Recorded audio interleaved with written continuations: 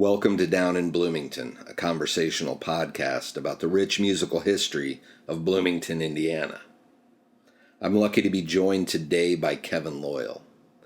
Kevin is the bass player of The Walking Ruins.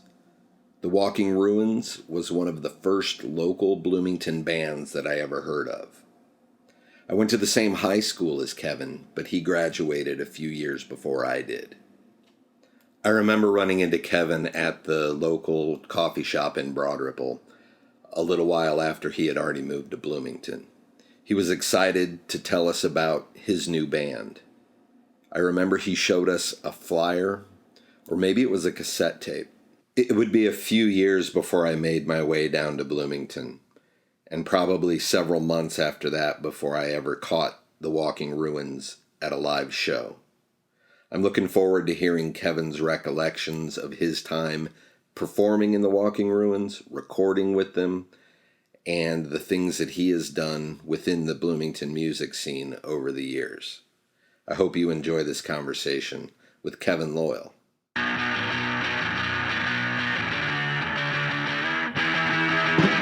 Situation hopeless, heartbroken, hopeless.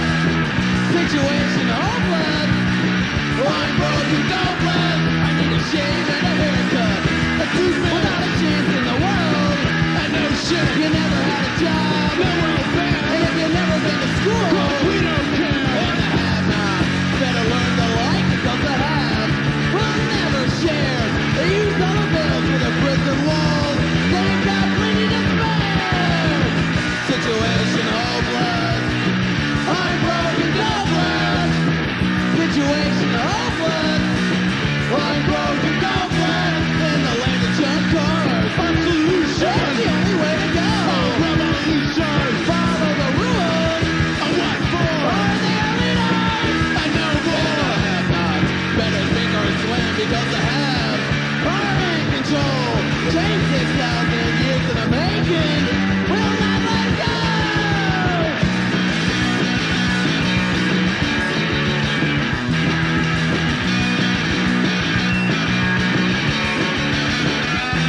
And the have-not, they've had enough.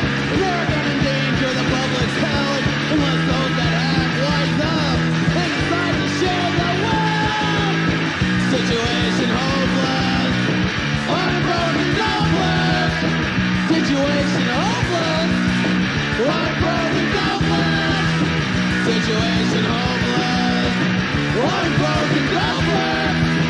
Situation hopeless, heartbroken, hopeless. When I was thinking about the intro that I was going to do for this, you may not remember this, but shortly after you moved down to Bloomington, you came back up to Broad Ripple and ran into a few of us at Cafe Espresso, and you were like really excited to tell us about your new band. And I was in the intro, I was trying to remember if you had a cassette or a flyer of The Walking Ruins, but it was the first time I'd ever heard of a local band from Bloomington. It was during that conversation. Oh, okay. Do you remember at all whether it was a cassette or whether it was a? Because I just in my memory I have the image and you were on the top of the world. You were depicted in it. In the flyer or the cassette, but you were super stoked about The Walking Ruins. That makes sense to me as a memory. It was probably a flyer. Yeah. Because I didn't come up to Indy that much as the band started getting going. Right before and right probably at the beginning I did. Mm-hmm. I had a girlfriend that drove, and that really helped. And, I was still coming up to Indy, like to play in the band, I had to come get my bass out of the pawn shop to play this. And that was probably late 86. No, it would have been 87, because we formed in 87. So The Walking Ruins were not a band that already existed when you joined? No. The Walking Ruins initially got together for what was to be a one-off performance at a snowy night, art, multimedia, poetry kind of night put on. It was usually put on by Bill Weaver, but this was an evening where they did a fake talk show. A gentleman named Jim Hurd, who was a really good friend of John Terrell, the drummer in the Walking Ruins, he decided to do the Jim Hurd show, and they introduced all the different acts. And John Barge, singer of the Walking Ruins, was his Ed McMahon kind of second banana kind of guy. And they needed a house band. So it was what became the Walking Ruins with Brian Carney of the Rosebloods on saxophone and a trumpet player. And we did a couple of songs. My favorite memory of that evening is we were at we played right before the intermission, and after we get done, Ian Brewer, the guitarist in Walking Ruins, is on the mic and starts raising his fist and screaming out the worker-controlled means of production kind of level of, like, labor, you know. And all our punk rock friends who came to see us immediately rush the stage and start screaming and yelling and waving their hands, and they pick Ian up and they carry him out the back door to the alley as he's still raving and screaming, and they're all hooting and hollering. So that kind of really set the stage for what the Walking Ruins were going to be. How did you connect with those guys prior to that? Ian lived in a house with a couple other friends of mine. So I'd met him in passing. Mm-hmm. And they were having a house party. And my recollection is that I was sitting on the couch, and Ian and John were sitting on the floor in front of me. And we're having many beers. And we started talking about music. I remember a long, passionate conversation about Elvis Costello and the bitter cynicism and politics of some of that with John Barge. And I mentioned that I played bass, and we talked about maybe we should get together and jam sometime. And John really honed in on, bass player, younger kid. So he starts peppering me with questions, about the Replacements, about Husker Du, about slightly later than he was punk rock he had been exposed to. But he knew that's where it was going. And he wanted to find a player that was young enough to, like, really be into that. And Husker Du, Zen Arcade changed my life. It was the first time I realized you can play punk rock and other kinds of music all mixed together. Much more than a lot of other stuff I'd run across. And, of course I grew up with, in high school I listened to 60s radio because my other choice was the Thompson Twins. So if I'm going to make a choice, that's what I'll do. Not that I probably couldn't do, safety dance at karaoke night if I really had to. But so we were having this conversation, and then he really started going in and asking me the important questions that come from a very, very DIY punk place, which is, well, can you tune your bass? And I admitted I could. At that point I didn't tell him that, I can actually read music, and I actually have some music theory background, and I'm coming at punk rock from a more polished place than just going, hey, let's be in a band. But I appreciate that attitude so much. So we were talking, and John got up to go to the bathroom, and, I had just moved to Bloomington in the fall of '86. Met the woman who would be my wife. Was just working a job, but still kind of, I might have been homeless at the time. I'm not sure. I can't remember. No fixed address.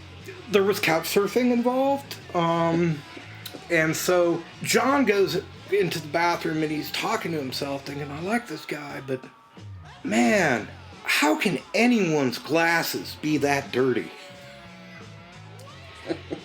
And then he's sitting there washing his hands and he looks up in the mirror and realizes that in fact his glasses are that dirty. To me, years later, that was the moment that Walking Ruins became a band. Because just something that simple and stupid. Yeah. Was like, oh, okay, yeah, we could do this thing. And, the Walking Ruins, very luckily for me, I'm the youngest member. I was 20 when we started.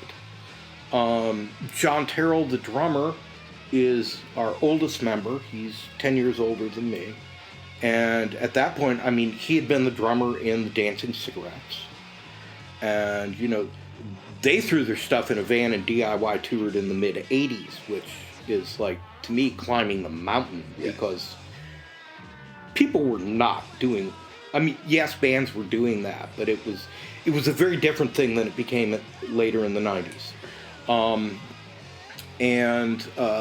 He himself had after touring around, the Dancing Cigarettes ended up in New York, and he had just returned to Bloomington that spring in '86.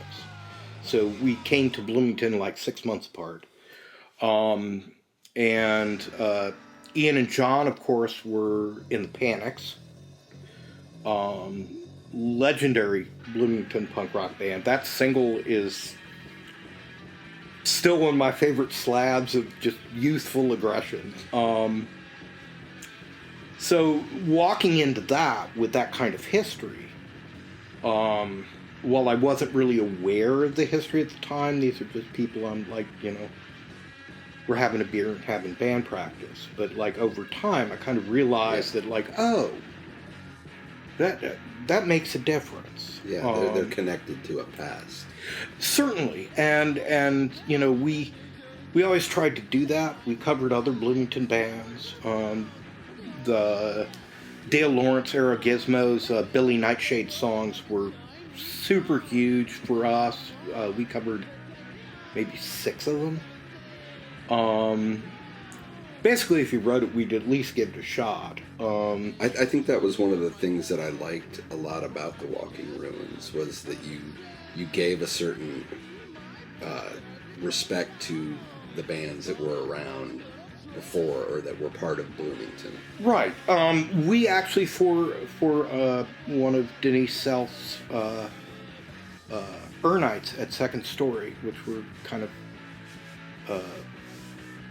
they were, again, a performance art, video, music kind of multimedia art show. We actually did a set of our peers, Bloomington bands. Because it's one of those insane things. You get up, you throw your stuff on stage in less than 5 minutes and just plug in and go. No sound check, no nothing, just go. Yes. And we were always that kind of band anyway. But we did an Arson Garden song, which actually had April from Arson Garden afterwards doubled over with laughter. She was trying to make it to the stage to tell us how funny it was, but she could not actually even talk. She had tears in her eyes. And that was so satisfying, because it is ludicrous to do. Yeah. Because, you look at somebody like, James and April and Arson Garden and what we do, it's right. Like they're very different sides of the underground perspective. We did them, we did the Trailside Killers. I can't remember who else we covered. Other than playing at Second Story, where were you able to play shows? There were street dances, right? Street dances were a big part of the early Walking Ruins. Most of them were either, I believe, WQAX, the cable station, or our friend Eric White, who is, if there's a 5th Walking Ruin, he might be it. The argument also is that my wife is, because there was a point in the Walking Ruins where no one had a car, and my wonderful wife actually would carry everything to the gig in the back of his Chevette. Eric actually co-wrote one of the songs on our first Do you cassette. remember which one? It's called Rock for No Reason, Yep. after his festival. Yep. And he put us on there. But he was always a super booster, super helpful person. His YouTube video where he explains kind of the connections of the various bands. Yes. He uses a whiteboard and he's pointing at the whiteboard with various garden tools. Yes, I do. Yes. It's one of my favorites. That is exactly Eric, and it's a wonderful, wonderful thing. Yeah. So, I mean, it's very weird. We had a lot of supporters that were extraordinarily passionate about what we did. We weren't the band that were going to go throw our stuff in a van and go play everywhere. Fairly early on, the idea of getting on stage was that you get up there, you give it your all for your friends who are in that moment losing their minds, and you have this like almost ecstatic ritual. And taking that on the road requires accepting that that's not always the way it's going to be. Right. And none of us were necessarily interested in that side of it. And maybe what I hear you saying also is that the audience was a part of your show. Oh, very much so. Yeah. Playing house parties in basements in Bloomington. I remember one party at the corner of 2nd and Fass. I am fairly sure that the ductwork came down in the basement during our set. I think we got out of there fairly quickly afterwards because fingers might be pointed. But traditionally, I mean, our home base was second story. Mm-hmm. We could play second story once a month, regardless, pretty much, once we kind of established ourselves. And in the early days of second story, you got 50 people in. That was fine. Mm-hmm. By the early 90s, we could, good night, 200 people at second story because everyone was going to second story. So we played there. We'd always try to throw in a house party or two. We did some Indianapolis gigs. We did around Indiana and down just across the river in Kentucky. Mm-hmm. But none of those were regulars per se. Part of it is we were all trying to,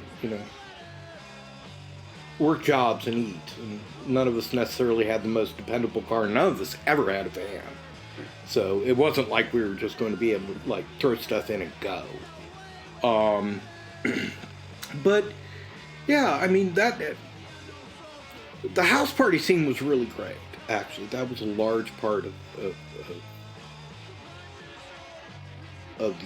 the scene around the time. There were a couple of summers where if somebody was like, "Oh, there's a party," you're like, "Well, who's playing?" Yeah. Were there more than one bands usually playing at the house parties? Yes, actually, usually. And it would the way it seemed to happen. I was never an instigator, so I have no idea. I'd just show up with my bass and my amp and make noise. And I'd have probably been at the party anyway, so I might as well bring my bass and amp and have a set. Was someone involved in the party, or a friend of a friend would end up asking a band to play. And that band is like, well, it's a party. I don't want to play for 2 hours because I want to play my set and go have a party. Right. So they'd ask someone else to play. Mm-hmm. So, if the Trailside Killers were playing at a party, they might call us and say, "Hey, you want to play before us? Hey, can we use your stuff?" Yeah. So, right.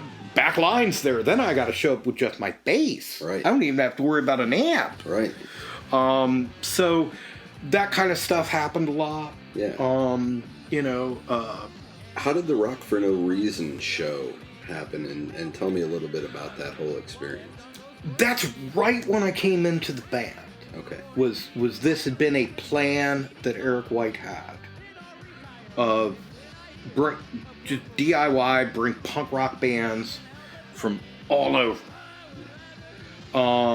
and play in a cornfield in Indiana, which is such. He was looking for the Midwestern punk rock Woodstock, Yeah. knowing it wouldn't be Woodstock size, but that was like, that model of, if you build it, he will come kind of thing. Yeah.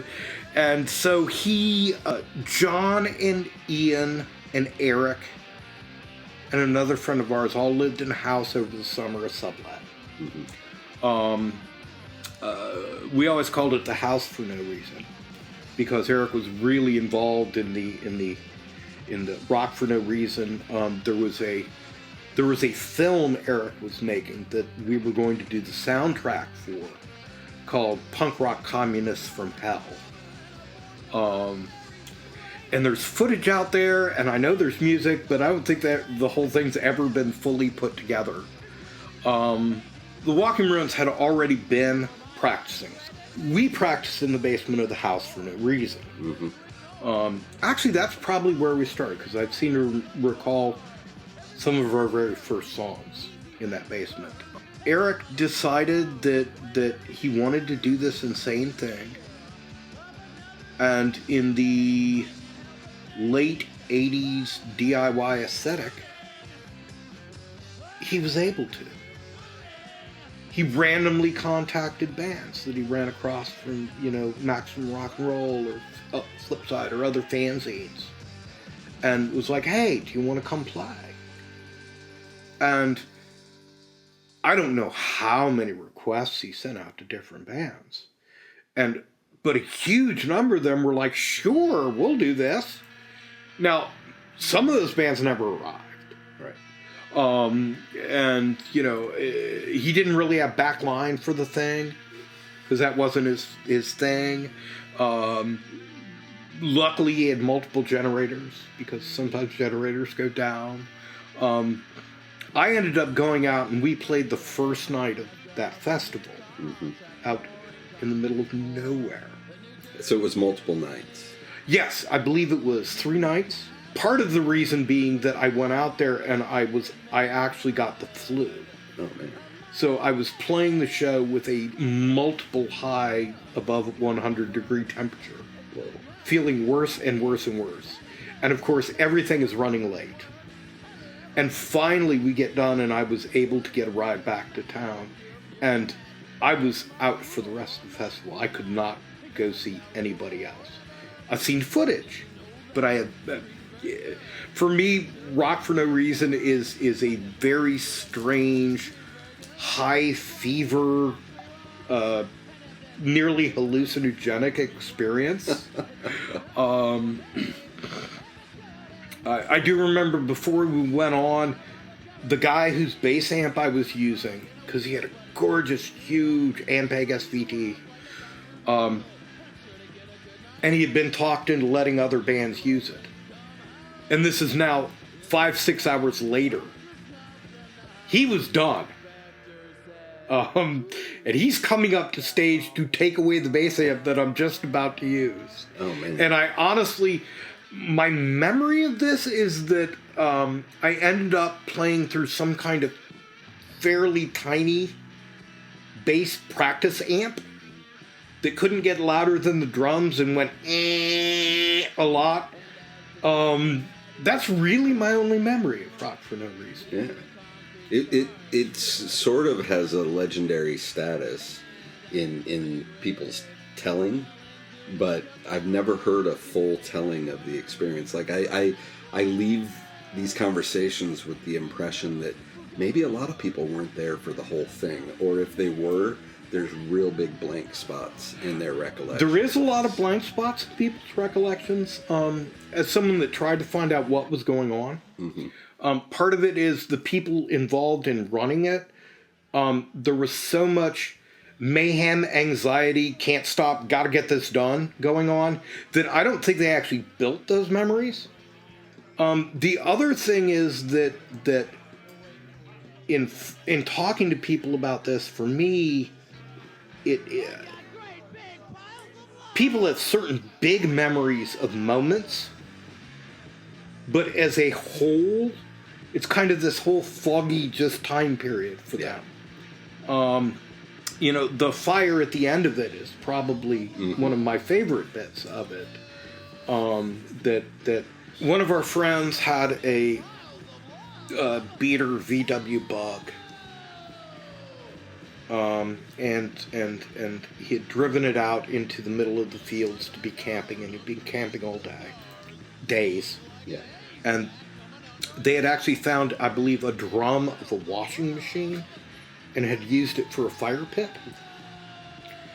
And upon his leaving, because the ground was a little mushy, he had to go back and forward in his little VW, and he actually knocked over his fire pit, which he thought he had put out, maybe. And it ended up burning the whole field. So the end of Rock for No Reason, everyone is leaving, and there is this apocalyptic fire that burns the whole field. Whose property was this? And I do not know. I wonder if they were not happy about it, from what I understand, from what has been relayed to me. I've never asked details, because those are not the kind of details I want to know. Right. It's a better story not knowing all the details. Let my brain fill it in. It's much happier. Absolutely. When did the Walking Ruins decide that they were going to commit their music to posterity? Originally, our very first thing, our friends, the Nids, the Nihilistic Ids, Sean McLeod was their front man. They knew some guy in the middle of nowhere who had a basement studio. And I think he ran a record shop in Muncie or somewhere. I have no idea. Honestly, I have no idea where we recorded. I can picture the room, but where that room sits in the rest of the space of Indiana, no idea whatsoever. So we got in touch with him, and we're like, hey, can we do this? And he cut us a deal, and it was, that was probably 87, 88. Mm-hmm. At that point,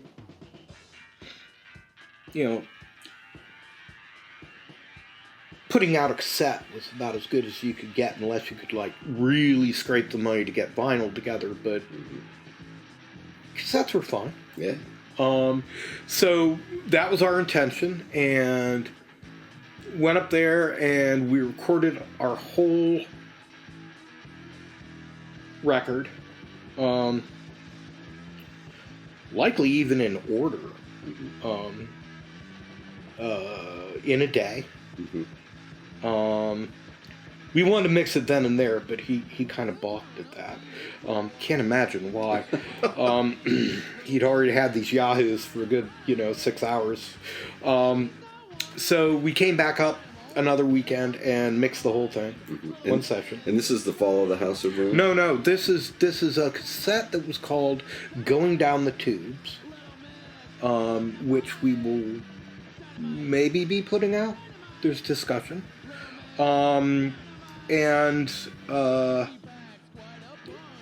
Honestly, it took us a good 6 years of a 10-year career to put out a CD. Yeah. In that interim, we put out, we recorded Homegrown Studios here in Bloomington and did another cassette release called Cannon Fodder for the Class War. And then we had a couple of little, couple 4-tracks we pushed around for a while. But we were a very shoestring budget band. Yeah. Which is part of the appeal of the Walking Ruins. Oh, well, throughout 10 years, we never, ever played a show with a full complement of equipment. Really? We're really proud of that. We may have to borrow a tuner. We may have to borrow a cymbal stand from your drummer because we have a crash cymbal but no stand. Every time we played, we had to borrow something before we played. Which kind of speaks to where we were coming from. Right. We have a commitment, but it's not a commitment to that. So, literally. For a while it was crash cymbals. Then John found a crash cymbal, and then it became a stand. And then when he got a snare, I think... Well, our snare got stolen at one point, so we had to borrow one there. We were loading out a second story, and somebody in many of the multiple trips had left the car unlocked. And some drunken young man came by and saw that there was a snare drum, and he yoink. Yep. Which is, I have friends in touring bands that have had, their trailer locks cut and stuff. Absolutely. But, yeah. When you were playing out, you said you played a lot of shows at Second Story. What were some of the other bands that you played with, and was there a particular group of bands that you felt like the Walking Ruins complimented, or that they complimented you? It's interesting because as far as the bar scene goes, there weren't that many punk rock bands around, in all honesty. We enjoyed the bar scene. All of our musical peers were there. But there were punk rock bands in Bloomington, but a lot of those were playing underage shows. So, we'd go do those things in whatever, venue popped up for whatever reason. But, like, most of those guys weren't bar bands. We always felt as strange and abrasive as we might be, we could probably play in front of anybody and win them over by the time we were done. That hasn't always happened. We were playing, I believe, in Terre Haute once, and we finished the song just fast, super tight, going bump. Dead silence. Nothing. Like the crickets had left, kind of silence. So we've had that, which actually we were kind of proud. We've cleared a room. I believe that was the evening we cleared the room. And I always take a certain pride in that. Sure. Because, it's not something I'd want to do on a regular basis. It's not a goal. But it is kind of a badge of honor to be making the music you want to make. Yeah. And everybody's just like, whoa, no, too much for me. And that's fine. Doesn't work for everybody, that's okay. So, but as far as it goes, playing with bands, early days, Pitbulls on Crack, members of whom became Trailside Killers, who also then became Speed Luxury. Yeah. And these are our friends. We love playing shows with them. Yeah. Peter Hova, who went by Frankie Camaro at the time, he lived in a house with John and Ian and me at one point. The infamous First and Grant house, which was a long-term rock and roll place. Wonderful house parties. I lived there for a while. Frankie and John and Ian lived there for a long time. The band practiced in that basement. So we played with them a lot. Pencil was one of our favorite bands. They were a lot. I haven't thought about that band in a long time. Oh, yeah. Carl was one of my favorite guitar players. So, them, when Pizzle came along, they were a wonderful kind of odd punk rock band to play with. But it certainly varied. I mean, one of my, probably the biggest thing we did was we played, in '92 when punk broke. At least that's what all the magazines tell me. Exactly. We got the opening slot for the Offspring Rancid tour in Indianapolis. So we got to play in front of 1,800 screaming kids. Wow, what was that like? It was very strange. It was wonderful. Apparently a young man broke his leg in the pit during our set. Oh. And he ended up going to the hospital and got back after the show was over, and the Offspring invited him on their tour bus, which I thought was really sweet. Yeah, that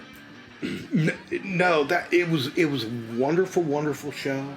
It was the first time I'd ever experienced from stage that comes of 1,000 people screaming at you. Yeah.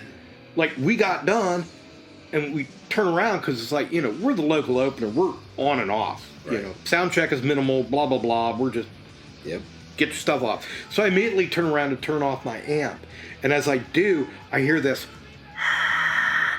And I look up at John Terrell, and he's looking at me, and we're like, what is that? Oh my gosh, it does make that noise. It's a lot different than the silence of the crickets leaving in Terre Haute. Yes.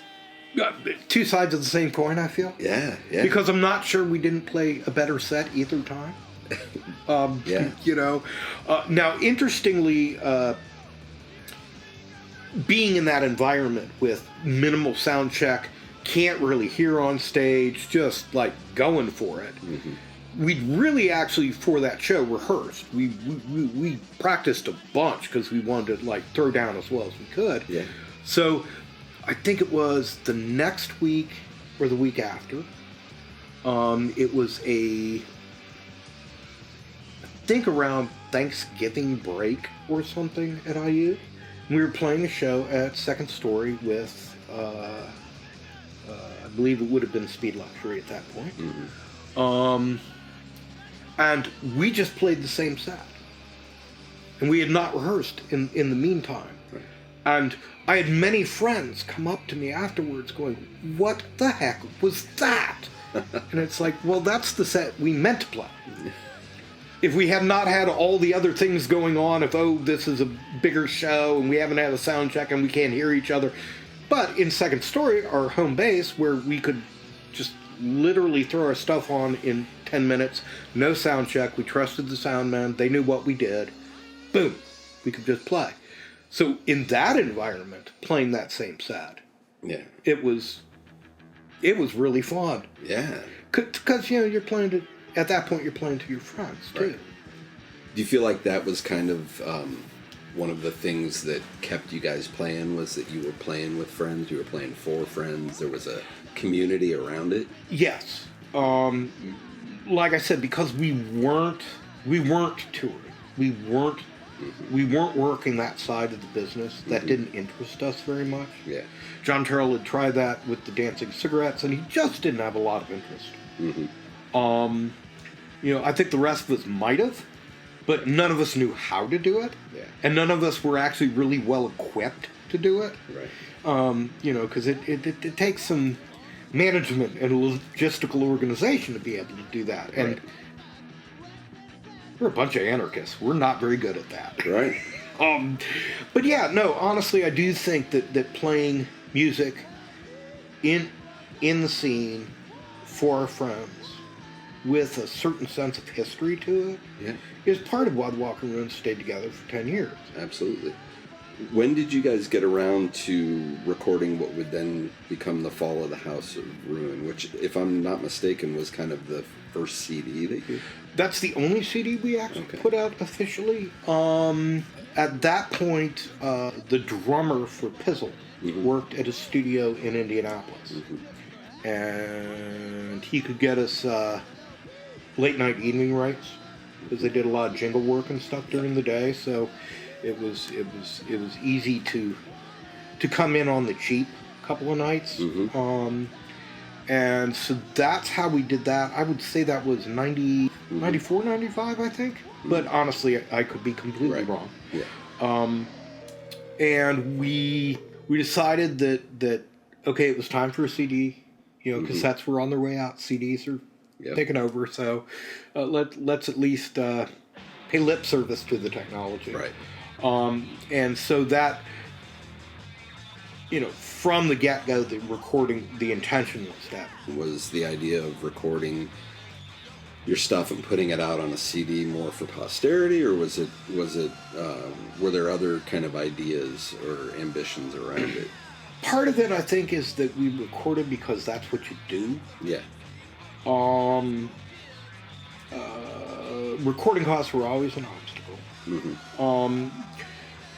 But we also understood that if you don't record something, it's just a good story. Yeah. So if you actually have some kind of document, regardless of how you feel about it, Right. because I know many bands that hate their own records, and we didn't hate anything we did, but they're all very, very different. But just having it out there in the public sphere, that, you know, maybe someone will hear it, maybe someone will be interested in it. Right. No, maybe somebody wants to print 500 on vinyl. Yep. I mean, we weren't looking to, you know, no one in the band thought someone was going to come to our practice space and discover us. Right. You know, we're realistic that way, but it was, you know, that wasn't the impetus of being in a band. It's four very good friends who are having a great time creating together. So a testament to that, I think, is when the Walking Ruins got together in the early 2000s and played at Uncle Fester's. Yes. There were people planning, you know, how to get here from out of town, and I mean, it was A, you filled the house, B, you had people coming from all points of the map. Yeah. East Coast, West Coast. Yeah. Chicago. We had. I think a lot of that is that because we were kind of around so long. I hate the word institution, but the fact we were around so long and we were so ubiquitous to our friends, that power of nostalgia of like, oh my goodness, my friends are getting together to play. I need to be there. I mean, we had my friend Steve Boughton came from the Pacific Northwest, and he had lived in the house we rehearsed in with Ian in very early days, and to him it was like, yeah, I gotta come see this. This is, you know, this is a once in a lifetime nostalgia moment for me. Well, but it also didn't like it didn't feel like nostalgia. It felt very current when it was happening. You know, it didn't just feel like a bunch of you know, folks getting like it didn't feel like a high school reunion. It felt like a real happening. John Vitella, who was the bartender at Second Story,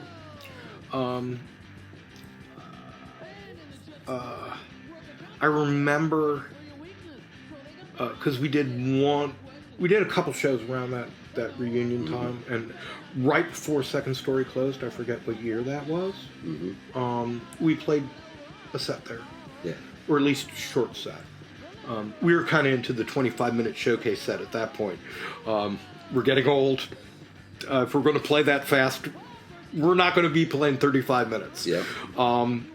So we got done, and afterwards he came up and was talking to me and complimenting us, and was like, he's like a lot of bands around here try, but you guys really just leave it all on the stage. And I was like, yeah, thanks. I had a good time too. Yeah. Because literally that's the way I felt after a good show. People would come up and compliment me or the band, and all I can really say is thank you. I had a good time too. I'm glad you did. Yeah. And that's why we did it. And that's the best reason to do it. Yeah. Yeah. I mean, a paycheck's not a bad thing. But it was never about that for us. You know, we actually once got to finish a recording. A local booker actually gave us a decent guarantee to make sure we could make the studio payment. Wow, that's pretty cool. Yeah. It was. We had support. Yeah, that's great. You know, there are archives. Right. We have recordings. Yeah. I would like people to have the opportunity to hear them again. Yeah. We did just release a 4-track recording on Bandcamp. It's called Willems, named after our friend Dan Willems, who recorded them. I can't even tell you stories about how these were recorded. I have no memory of it, really. But we had digitized versions of the recordings, so I was able to go back and kind of try to pull the feel of the time period out of them. Yeah. Because they're never going to sound like a normal record because they're a 4-track. Right. But you know, they're a great document of the time, and that's on Bandcamp. We're going to have a released fairly soon a single on Bandcamp. And we're at the point where we can, you know, because I am an audio engineer, I can at least like clean things up enough to get them out in front of the public. Right. And not feel horrible about it. Right. You know, all these recordings, of course, are odd because, you know, it's all by hook or by crook. Right. It's all, let's make a record. It isn't, you know, there's not a lot of planning, there's not a lot of budget. So they're going to sound like interesting documents of the time. Yeah.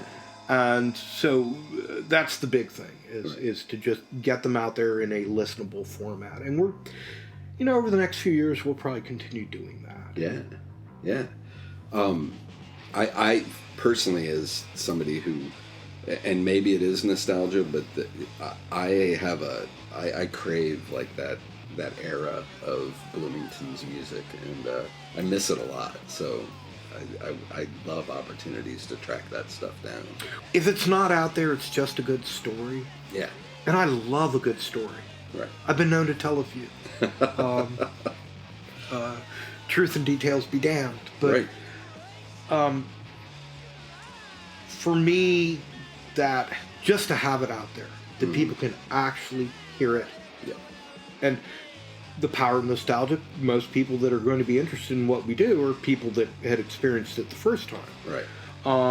But, you know, also new folks happening on it and putting their own, like, where did this come from? Yeah. Kind of idea. I love that idea. Yeah. It's like the Bukowski quote. I kind of planned on being famous after I was dead.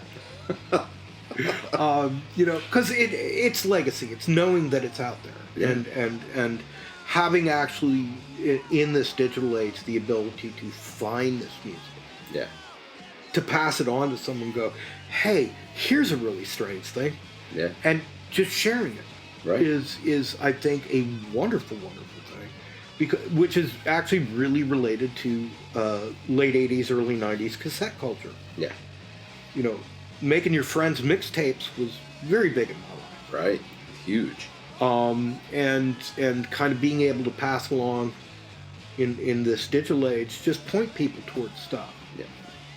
And, you know, whether they like it or not, you can, you know, they'll at least, like, plug into it for a moment.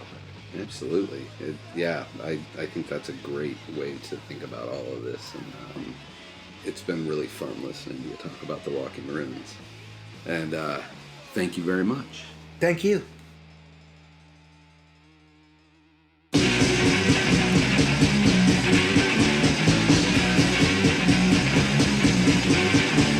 I just bought water I couldn't afford. Now I'm in trouble with my landlord.